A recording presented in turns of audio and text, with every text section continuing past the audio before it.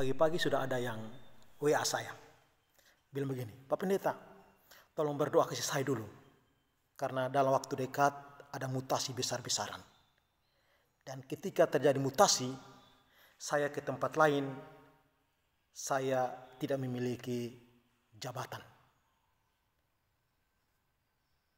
Padahal kalau di sini, saya punya jabatan yang cukup pengaruh. Saya bilang begini, jabatan itu adalah sebuah kepercayaan.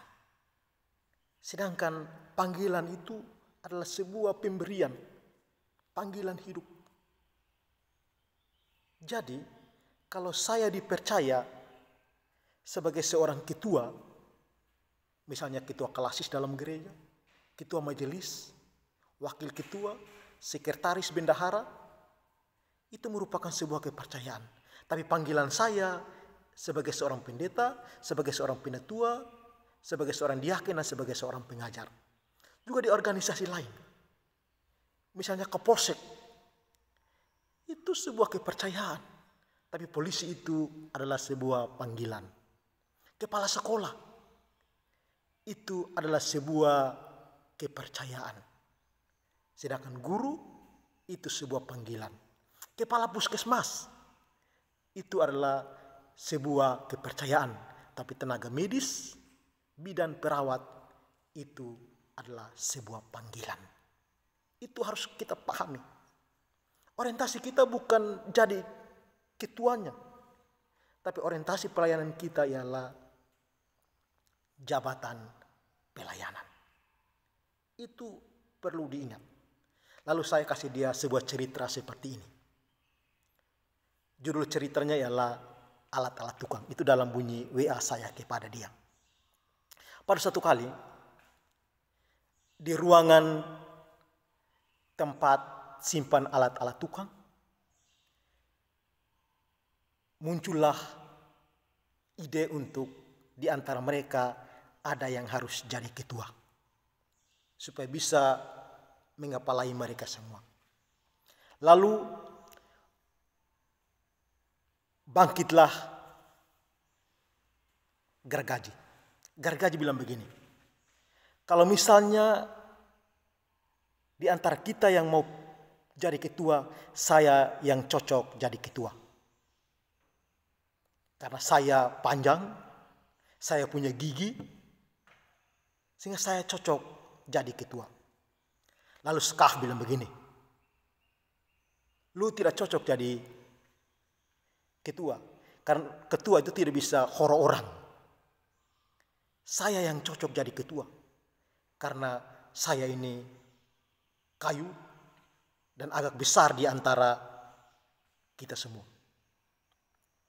Lalu Hamar bilang begini, lu sana cocok jadi ketua, karena lu pun kerja itu suka sekaf-sekaf. Saya yang cocok jadi ketua, karena apa? Saya punya kepala. Saya punya kepala ini tukis siapa saja.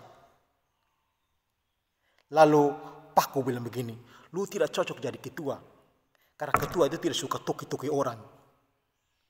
Tapi saya yang cocok jadi ketua. Saya kecil tapi tajam.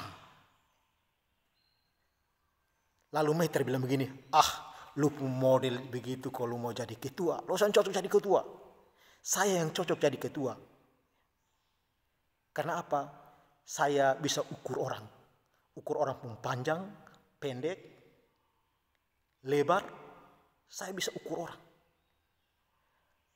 Lalu Pensil bilang begini, lu sana cocok jadi ketua, karena jadi ketua itu tidak bisa ukur orang pun pendek, orang pun panjang, orang pun tinggi.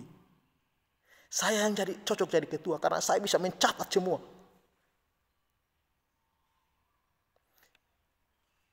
Kemudian Bor bilang begini, kamu semua diam. Saya ini yang cocok jadi ketua, karena saya bisa kasih lubang yang keras, yang kepala keras saya bisa kasih lubang di kepala. Makanya saya cocok jadi ketua. Kemudian Amplas bilang begini, saya ini kecil-kecil, hitam jelek, tapi lebih baik saya yang jadi ketua. Karena saya bisa gosok-gosok orang.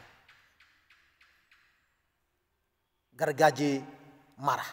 Gergaji bilang, Ampas, jadi pemimpin itu tidak bisa gosok-gosok orang. Sementara terjadi perdebatan di antara mereka, masuklah tukang pemilik alat-alat ini. Dia angkat semua alat-alat ini kasih keluar.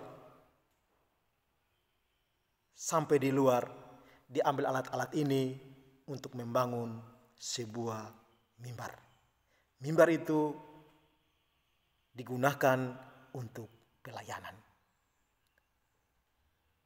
Mari kita lihat fungsi kita masing-masing. Jangan berampas siapa yang jadi ketua, siapa yang jadi wakil, siapa yang jadi pemimpin. Tapi mari kita memaknai panggilan